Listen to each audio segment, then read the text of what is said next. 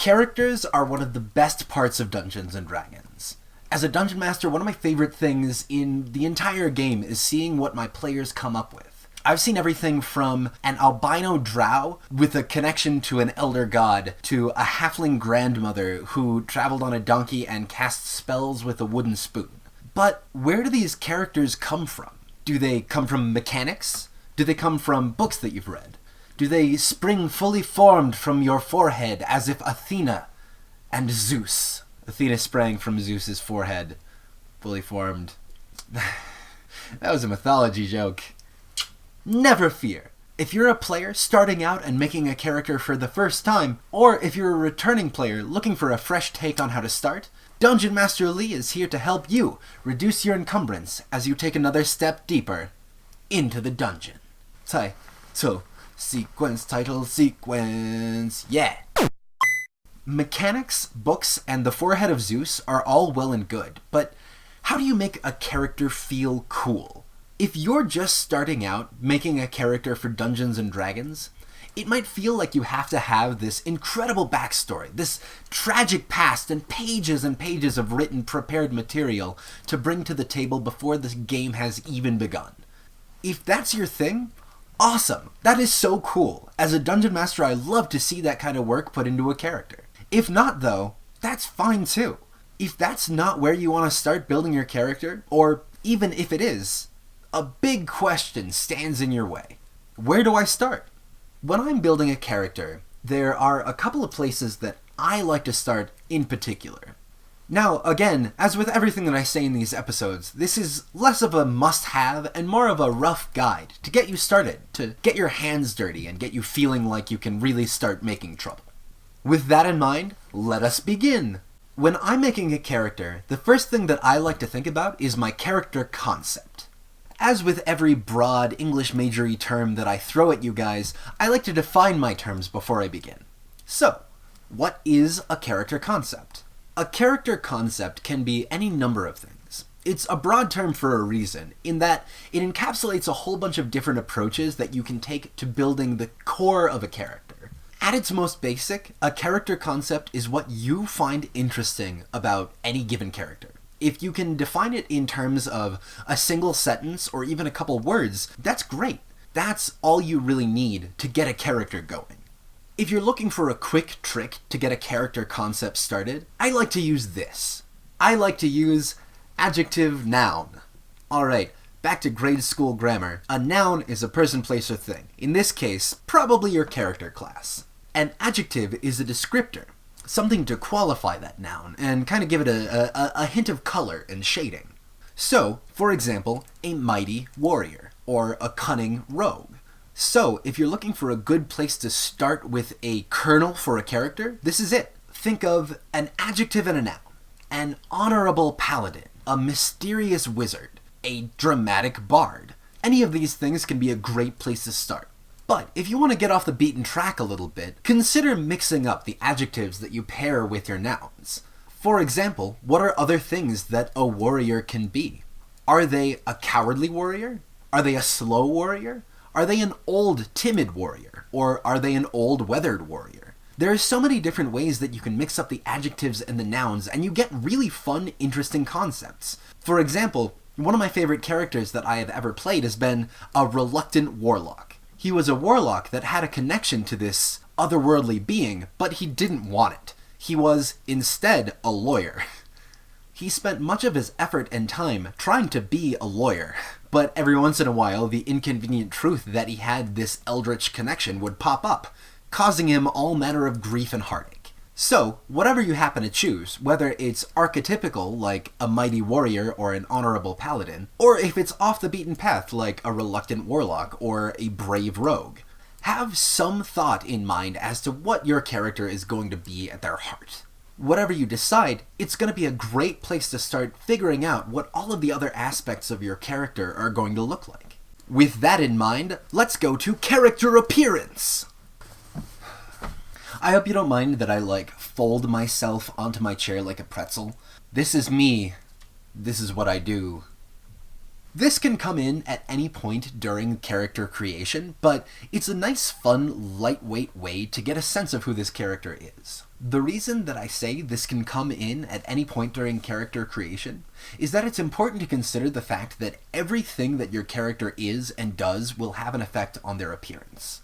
Your character's appearance will be shaped by their background, their character class, what they do as an occupation, who they are and what their demeanor is. Everything will have an effect on your character's appearance. But the opposite is also true. Your character's appearance might impact the choices you make further down the line for who and what your character is.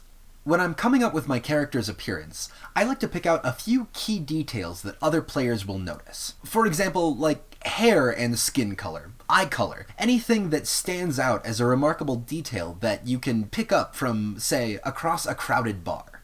Actually, that's a good starting place for what I usually like to come up with when I'm deciding what my character looks like. When they walk into a bar, what does everybody else notice about them? You can go as in-depth as you want, but I like to keep it to a few key details, like maybe they have a distinctive scar on their face, or maybe they wear a distinctive piece of clothing.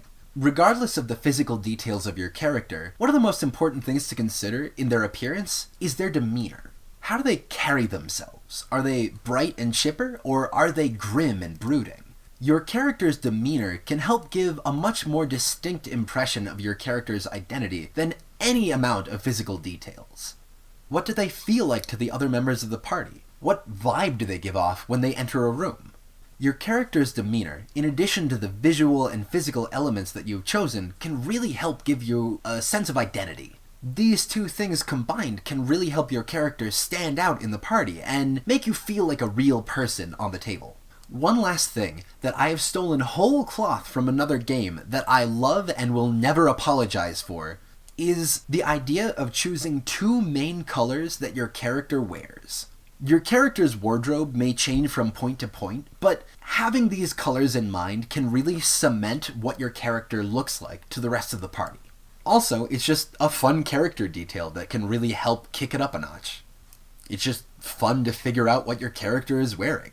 So, you have a character concept and a character appearance. Who they are at a base level and what they look like. What people notice when they walk into a room. Next up, a fun place to go is your character's story. The tie is askew.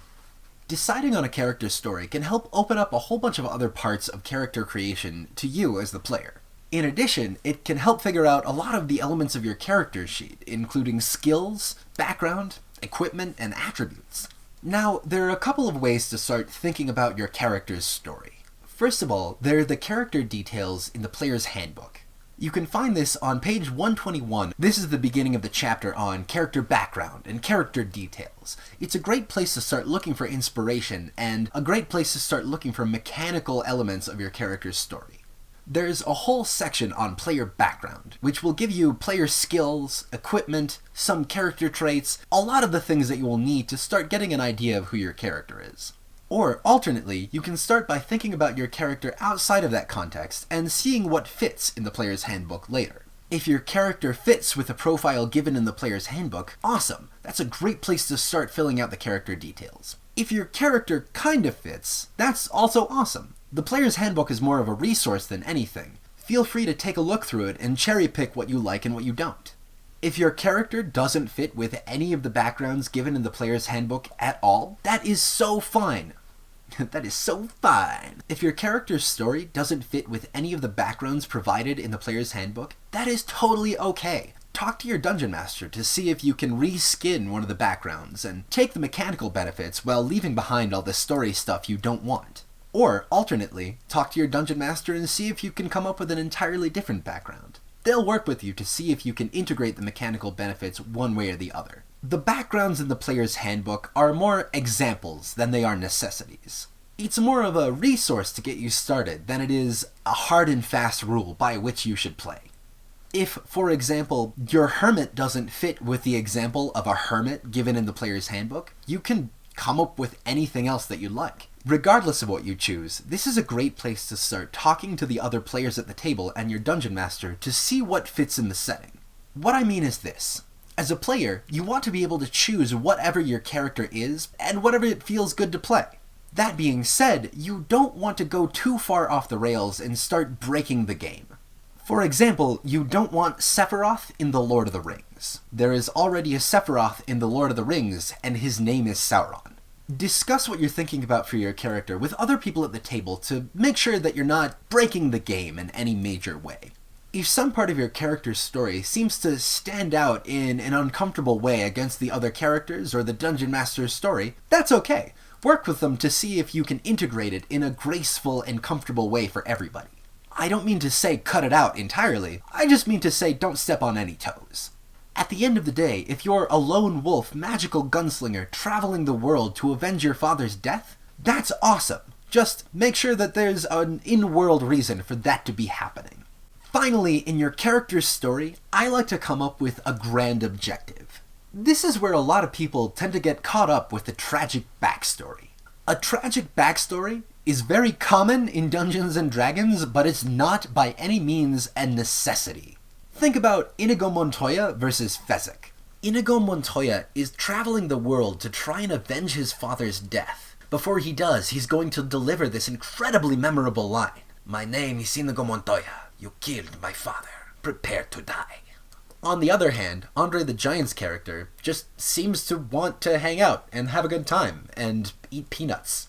Regardless, one way to consider the grand objective of your character is to think about the answer to this question. Why did your character start adventuring? Sorry. Why did your character take their first steps onto the dusty road? Why did they set out for a life of hardship and trial? There are as many answers to this question as there are characters in Dungeons & Dragons. Is your character seeking vengeance?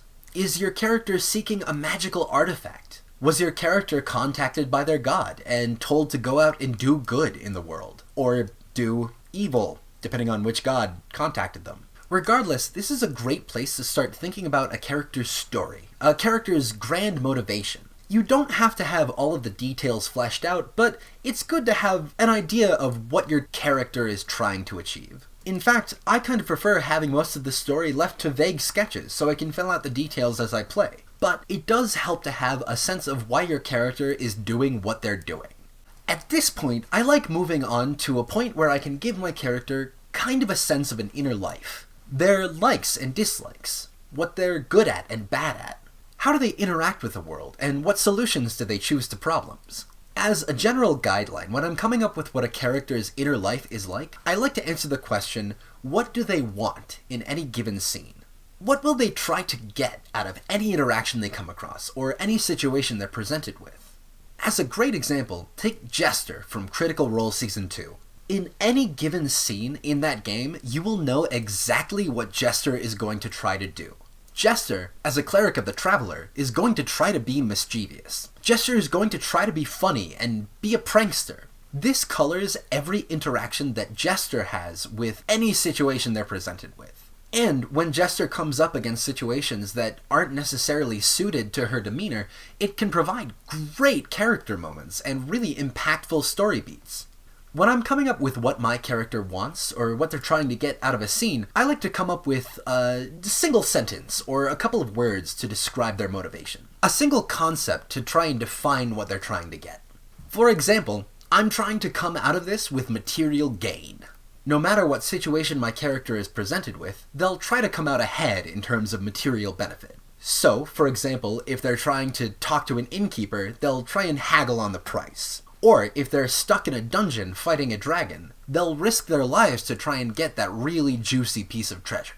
Whatever it happens to be, you can use this as a guiding concept to interact with the world. No matter what your character is faced with, you can always fall back on this one want. As a bonus advanced question, I like to try and figure out what my character needs.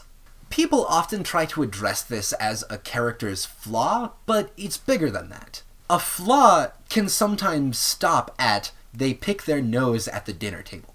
But what they need behind that flaw is to realize that there are other people in the world, and their actions are perceived by others, and to find their place in the world, they have to start considering that picking their nose at the dinner table is uncomfortable for other people. What your character needs is what they struggle with. It's What defines their interactions in the world in not a negative way, but in a way that they would be happier with overcoming.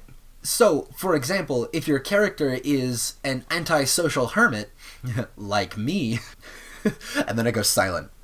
Too real. For example, maybe your character has been living on their own in the wilderness for a very long time, but they've noticed that something is missing from their life. Maybe what they need is to bond with the adventurers in their party. Or, on the other hand, maybe your character is a socialite who has grown despondent and overwhelmed with the social necessities of their life. Maybe what they need is to go out into the wilderness, adventure, and be on their own for a while to really figure out who they are. Again, this is kind of an advanced question. You don't need to have this, but it can be fun and impactful if you do. A good way to figure out what your character needs as opposed to wants is to have what your character wants come up against a situation in which that makes them uncomfortable. For example, if a character who wants nothing but material benefit is doing a job for somebody who doesn't have a lot, then they have to make a choice. Are they the type of person who takes what this poor family has as their just reward? Or do they come up against a point at which they realize that material benefit isn't the end-all and be-all? Really, it's up to you as the player to decide. This is why I love Dungeons and Dragons! So, by now you have a character concept, you have a good idea of what your character looks like and your character's story, and from this you're able to derive your character's inner life. What your character wants, what your character needs, and how your character reacts to situations. Finally, there is an entirely different approach to coming up with a character in Dungeons and Dragons. This is a full 180 that may or may not be entirely exclusive from all of the work we've done to this point. I'm talking about the party role of your character. If you are just not interested in any of the things I was talking about previously, this might be the way that you can create a character and still have fun. And it's important to mention that this is no less valid than any of the other stuff that I have talked about. Coming up with a character in terms of party role asks one really important question. What does the party need? Since Dungeons and Dragons began as a tactical game, a lot of the player classes were designed around filling roles in a party composition. For example, a paladin makes a really good tank. They have high armor and they're able to heal a little bit. A sorcerer might... On the other hand, I can't say the word sorcerer. That's a really hard word for me to say. A warlock, on the other hand, might make a really good DPS. When creating a character from this angle, it's fun to consider what would help the party the most. For example, do they have a healer? Do they have somebody to soak up damage? And do they have somebody to engage with NPCs that has a high charisma? In Dungeons and Dragons terms, that's called a face. Sometimes other characters just aren't interested in engaging with the characters that the Dungeon Master puts out there. If you are interested in that, on the other hand, you can create a character based around that concept. Likewise, something that a lot of players neglect when considering party composition is healing. A lot of people don't want to play a cleric. They don't want to play a support role. That can be a great door in for your character's concept. It doesn't have to be based around a character concept at all, but rather a mechanical concept. That can be just as fun and rewarding to play. Is your party filled with rogues? Then maybe you want to be a fighter. Is your party filled with wizards? Then maybe you want to be a cleric. You can also completely disregard party composition and just choose what seems to be mechanically the most fun. For example, if you really like area of effect spells or party support, then maybe go with a bard or a wizard. Or if you like more of the striker role, just running up and doing a lot of damage all at once, consider barbarian or fighter. One of the things that I love about Dungeons and Dragons is that however you build your character is awesome. Especially in 5th edition, there are really no wrong answers. Whatever seems fun to you, and seems like it'll be fun at the table, is gonna be fun. However you engage with Dungeons and Dragons is how you should engage with Dungeons and Dragons. I know a lot of people are going to argue with me on this, but I'm gonna say, you're wrong. A lot of people out there are gonna have a different opinion about this. There's a lot of people who will try and min-max their character to try and be the best that they can be. And that's also okay. That's also really fun. I myself actually sometimes prefer playing Pathfinder or D&D 3.5 just because it gives a lot more options to min-max your character. No matter how you approach it, your character is a major part of what makes Dungeons and Dragons fun. It's how you engage with the game and how you engage with the world. It's who you are for a couple hours a week. Your character can be a part of you you've never been before. It can be choices that you would or wouldn't otherwise make. Or not. If you just want to get together with your friends every week and smash goblins, that's cool too. Building a character in Dungeons and Dragons can be incredibly fun, but it can be pretty daunting too. Don't feel like you have to do anything. Remember, the goal is to have fun and to be yourself, no matter who that self happens to be. Next week, we'll talk about how to integrate your character into the in-game mechanics. We'll go over a tour of the character sheet and how to get all of the numbers that let you describe your character in terms of the in-game world. And that's it for this week's episode. I hope you got something out of it that'll help you get your hands dirty. If you come up with a really cool character concept and you want to share, please comment below or get in touch with me on Twitter. I'd love to hear about the cool stuff that people come up with. Until next time, I'm Dungeon Master Lee, hoping that you stay adventurous. Thank you for watching. Subscribe if you want to. Why did your character start adventuring?